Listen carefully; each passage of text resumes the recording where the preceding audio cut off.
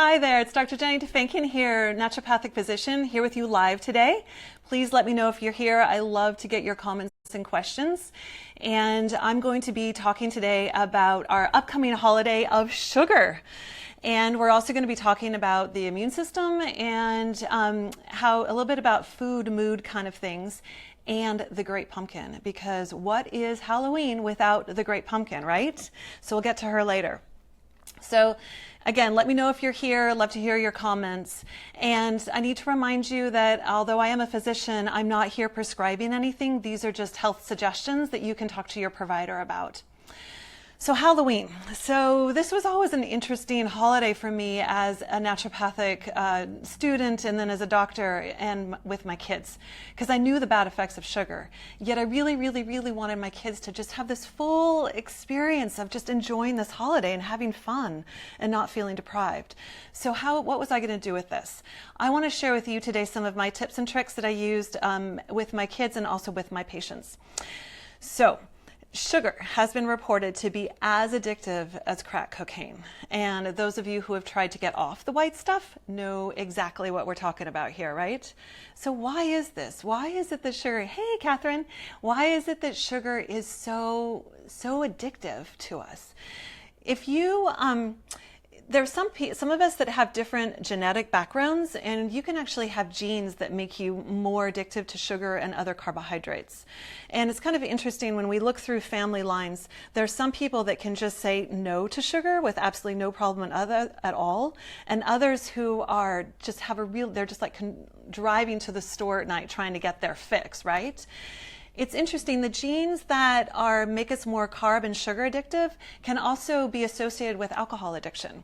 And we often see this within family lines. Like you look over a whole family tree, and there'll be some people that have a relationship with alcohol, and some are more of the carbohydrate ones. As we get into looking at treatments, the treatments for both are somewhat similar on a physiological level. So some of the suggestions that I make for sugar can also be used for alcohol.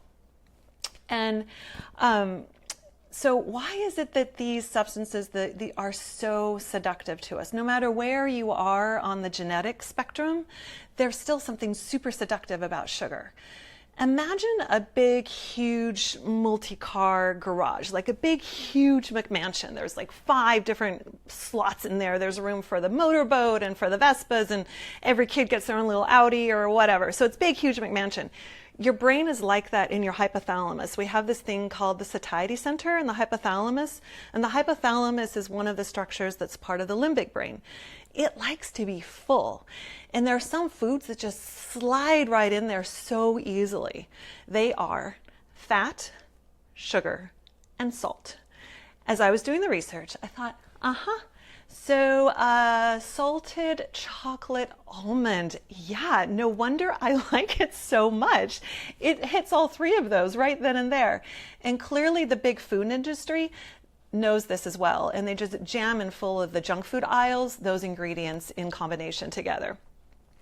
So sugar also really impacts our immune system in a very interesting way. If sugar has glucose in it, which is absolutely essential for us to stay alive, we have to have sugar.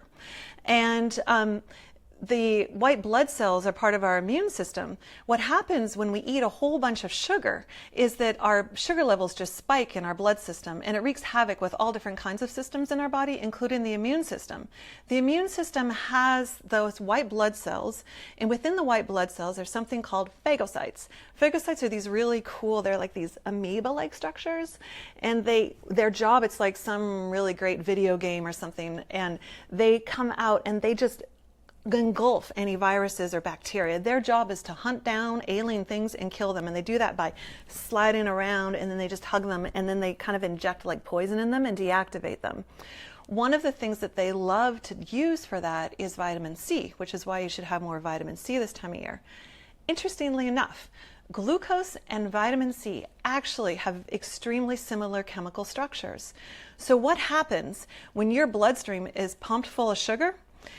and then a little virus or bacteria climbs in there as well, your phagocytes are going after that thing and they're going, whoa, I got one, I got to get it. They go out and they grab and they get the glucose instead of the vitamin C. And then they go to kill that thing and they can't, because although sugar can provide energy, it does not provide the ability for them to deactivate the viruses and the bacteria. Can you imagine what's happening to your immune system if you eat sugar before you go trick-or-treating, while you're trick-or-treating, the next day for lunch and after school and snack and all that? So you begin to get an idea. Actually, what is happening if you have sugar, if you have like that candy bar or a liter of soda, it decreases your immune system by 40%. That deactivating of the phagocytes affects your immune system by 40% for 4 to 6 hours. So you begin to see the cumulative effect of the sugar intake. I never really understood Halloween from like a health perspective, because October is the first beginning of the official cold and flu season. So it never really made sense to me, which is partly why I'm doing this talk, to prevent you from having the downside effects of that. So where are you on the sugar addiction scale? So you can just rate yourself here on a scale of 1 to 5. 1 is that you can just take it or leave it. It's not really that big of a deal to you, and you mostly leave it. Number 5 is you're one of those people that you know exactly where the sugar is in the house, and if you're out of the house, you know when and where you're going to get the next fix, right?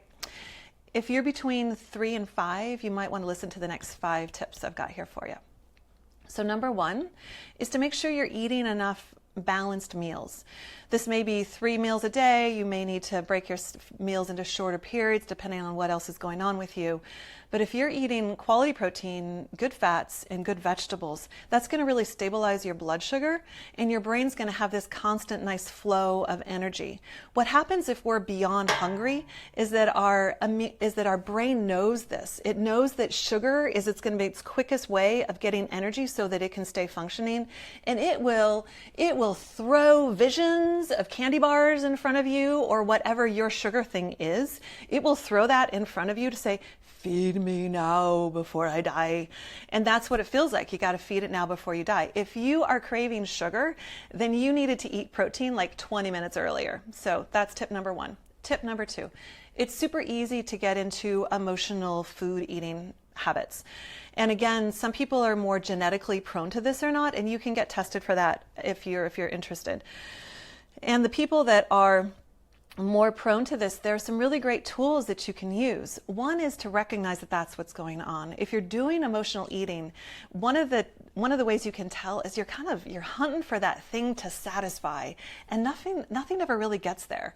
If you're eating for nutrition, you may crave something and you eat it and then you're done. You're good to go to your next thing. But if you're eating for emotional needs, then you eat that thing and that's not quite it. Maybe it's this thing that'll do it, and maybe it's that thing. So that's a sign. If you are doing emotional eating and you catch yourself, you can ask yourself 3 really powerful questions. 1, what am I feeling? 2, what do I need? And 3, do I need support to get this need met? So if it's number 1, and if number 1 you're thinking, what am I feeling? And you can catch yourself and you can go, oh, I'm really tired. Well, then maybe you take some of your Mito-2 Max to boost up your energy.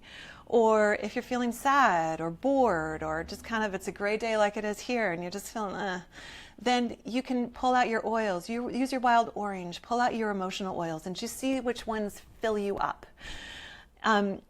So then that's what you need, right? You need to shift something. If you need something from somebody, it's really powerful to ask for that. So asking for the hug or asking for the help can be really powerful as well. So 3 questions. Tip number 3, create new triggers. So we make subconscious triggers with food without even realizing that we're doing it. This time of year, a lot of you are thinking, yeah, anything pumpkin spice. Even if there isn't any pumpkin in there, forget the pumpkin, just deal with the spice. We have these associations with different times of year, different places we're at, that kind of thing. I recently realized that I had created a situation with chocolate for myself around using it for different transitions. And although, yeah, my chocolate was maybe 100% cacao or 92 or 88, But still, it was becoming kind of a thing. So I decided to reprogram my brain. And instead of having a bite of chocolate before I went to go do something else, hey Aisha, then I would go in. Instead, I began to reprogram myself to do something different. So now when I finish my charts, I do a little jig of joy, I move my body, and I use my oils. So I'm reprogramming my brain to associate completing a project with celebration. And then I use my oils or something else to transition into the next thing. That's been really helpful. The fourth tip is to keep your garage full. Keep that satiety center full. If it's full, then it doesn't need other things. You can fill it up with things that bring you joy. And you can even use your imagination for this. It doesn't have to be a real action. Your brain doesn't actually know the difference. So focusing on a really joyous memory and or doing some sort of future fantasy that really fills you up with excitement and joy, like thinking about that trip you're going to take next month, something like that can really fill up that satiety center. And then number 5 is there's a whole bunch of different oils and things that you can use to support your sugar cravings. So glutamine is very, very helpful for helping with sugar and actually alcohol cravings too. About 5 grams is considered a good dose. I recommend using that an hour before your sort of typical trigger point. So say it's when you come home from work or when you're transitioning into dinner with the kids or something like that. That's a time where you're like, oh, I just need a little something. That's a really good time, like hour before that, to take a big scoop of glutamine powder, and that will really help your cravings. B vitamins help metabolize your sugars. And sometimes we crave things because we're deficient in minerals. So chocolate, for instance, is really known for having a lot of magnesium and copper and other minerals in it. So if you're craving things like chocolate, maybe you need more minerals. So making sure that you're taking your LLV is a really good way of keeping your levels of your B vitamins and your minerals up to snuff, so you may not have so many cravings. Mito 2 Max is great if you feel like you're reaching for sugar because of fatigue. And that's something that I do, that I have noticed in myself as well, that chocolate was sometimes my caffeine fix. And so I've been taking my Mito 2 Max at 4 o'clock as another dose to help boost myself up for the rest of my evening. And Slim and Sassy, of course, is a great combination oil that really helps with dealing with blood sugar regulation. It helps with adrenal function and liver function as well, which are all related to blood sugar metabolism and your cravings for sugar. I actually like the gum when I'm working on a project and I kind of need that oral fix. I need something to just chew on. I'm feeling a little stressed. I can chew on that gum and I find I get that like oral satiation taken care of, as well as I get the beneficial effects of the oil. Grapefruit is in Slim and Sassy, and I love grapefruit oil, and that it has been known to curb appetite, but I actually think that it brings us more in touch with our bodies and brings us to just a sense of appreciation of who we are and what we are, and that's lovely. Black pepper is also great as an oil. Just be careful because it can burn the skin, so dilute it, please, or just use it aromatherapy. Basil can be really nice. Putting that on your adrenal glands is also a really nice oil to use. So how do you approach eating candy with the kids? And this really varies from family to family. It's a lot easier for kids to have a behavior that they see modeled in front of them. In our house, we didn't have a lot of refined sugar, if any. So candy was sort of this anomaly. It was like this weird thing. And it was alien, but I really wanted my kids to enjoy the holiday and feel like they were part of it. So we would fully embrace the day, and we did costumes, and we did pumpkins, and we had a good meal and all this, and my kids would go trick-or-treating. And when they came back, we had tons of fun with their candy. We totally got into it. We would take their candy and we would say, like, how many M&Ms did you get? And wow, look at all those Reese's candy things. And we'd look at the colors, and we'd talk about the people that designed the wrappings, and we would just kind of enjoy it. And with my oldest son, he would get terribly sick if he ate any sugar when he was little. He would get a cough that would last like 2 weeks long, and I'd have to miss school. So there was no way I was going to let him eat it. So we set up this deal where I would buy his candy off of him.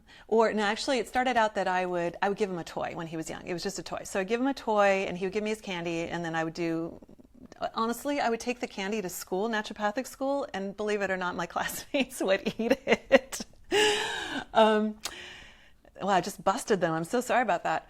Anyway, so I would take his candy from him, give him a toy, and then he and I would have a date the next week, and he would get to go out and get a treat for whatever would fit in his diet. So we would go to a juice bar, and he would invent these really cool juices, and we would have our date together or something like that. It was a win-win. He got to have fun, and then he also got to have this treat.